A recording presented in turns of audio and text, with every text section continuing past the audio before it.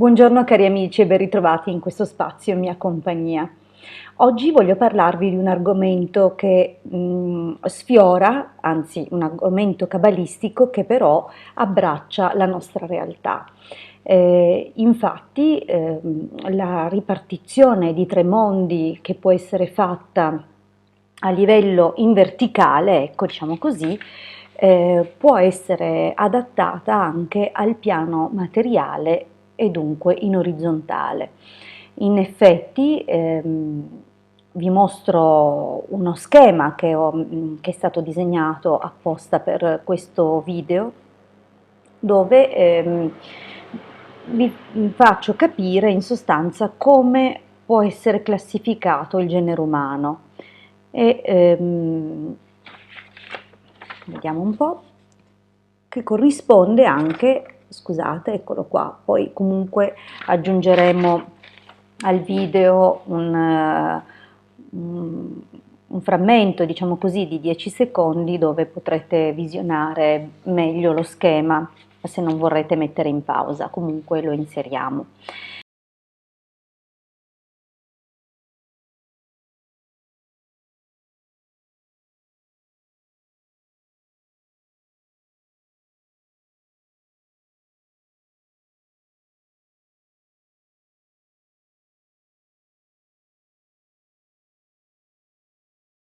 Allora, questo tipo di suddivisione che viene comunque già affrontata dall'ognosticismo e che corrisponde diciamo, al livello più materiale, cioè le persone più materialiste, più concentrate appunto a quello che è l'aspetto fisico della nostra esistenza, a quello che appunto corrisponde alle conferme e alla sicurezza che in un certo senso ci dà il piano della materia, poiché appunto constatabile con i nostri sensi fisici. Questo piano appunto corrisponde al piano degli ilici. Gli ilici appunto sono, secondo l'ognosticismo, i materialisti. Dunque hanno una visione molto orizzontale della faccenda, sono slegati da argomenti di natura più spirituale ed è anche difficile affrontare questi argomenti con loro perché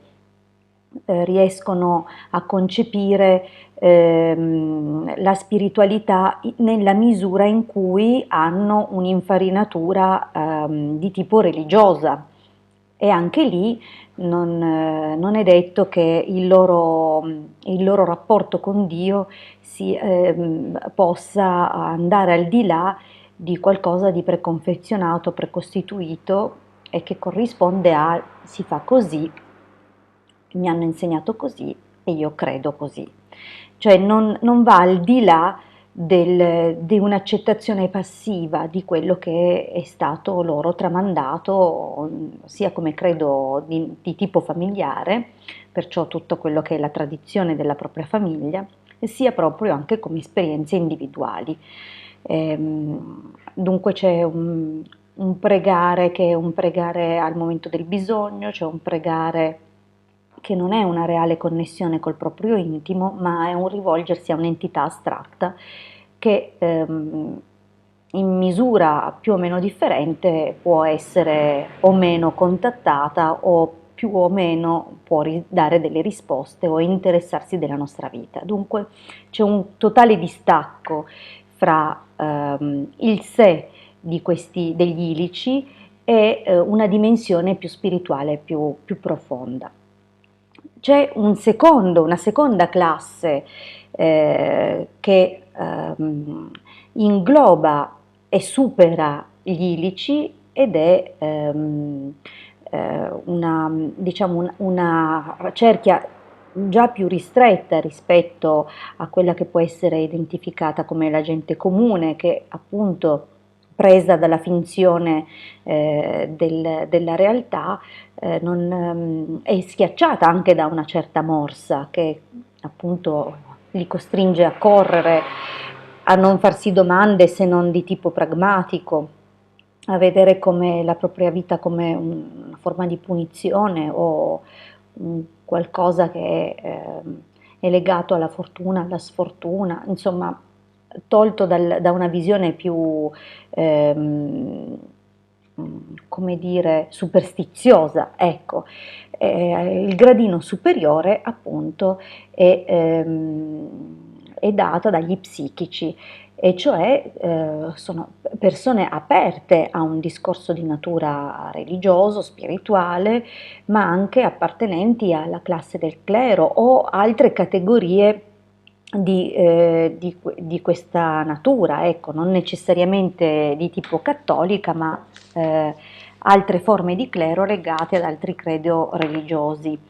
e che hanno comunque già un'idea del trascendente, ma è un'idea che è più un egregore, un associarsi a un egregore forte che appunto ehm,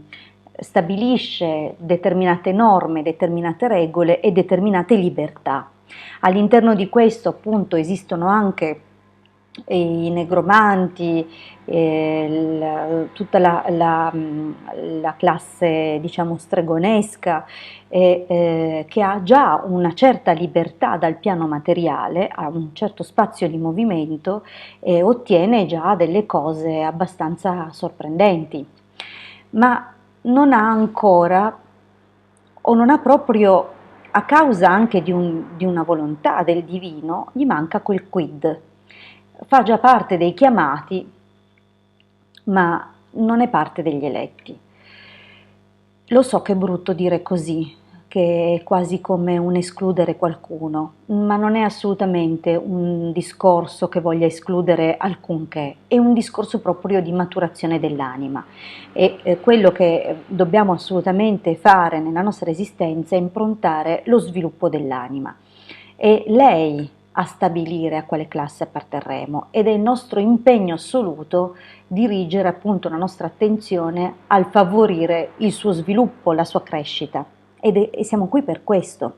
Dunque è anche vero che questo disegno e questo sviluppo è una grazia che noi riceviamo, cioè è una volontà superiore che decide che il frutto è maturo e che dunque è tempo per questo frutto di cominciare a profumare, cominciare insomma a colorirsi e a dare il meglio dell'essenza dell'albero, della pianta a cui appartiene. La terza e ultima categoria è diciamo una cerchia ristrettissima, ehm, che è composta da alcuni gruppi misterici e dai maghi. Il mago non va inteso in termine superstizioso come colui che accende qualche candela e dunque può influenzare o meno in modo mirato o casuale qualcosa. Il mago è un profondo conoscitore e andrebbe paragonato a uno scienziato che non calpesta, diciamo così, il sentiero della scienza ufficiale, ma calpesta una scienza ermetica, una scienza occulta che riconosce delle leggi che regolano appunto la creazione di questo mondo e il suo perpetrarsi nel tempo, e leggi che attualmente in alcuni casi non sono neanche prese in considerazione dalla scienza ufficiale. È per questo che la scienza ufficiale non ha tutte le risposte per spiegare i fenomeni nei quali siamo immersi. Dunque i maghi, che già anticamente erano considerati sapienti e grandi conoscitori, erano le persone a cui era affidato non solo l'andamento delle nazioni o i grandi nobili o i re, gli imperatori, i faraoni, insomma tutti si rivolgevano a queste persone, queste personalità, perché appunto avevano sviluppato una connessione così profonda, non solo con le leggi universali, ma anche con il divino, erano tali appunto conoscitori in grado di poter dare a chi governava ufficialmente le nazioni e i popoli degli strumenti o delle indicazioni per il benessere generale. Oggi il mago, la figura del mago è una figura che a livello popolare è screditata, ma mai come oggi è necessario ritrovare e ridare lustro a queste personalità, perché comunque dovete sapere che i grandi che stanno al potere o che prestano la facciata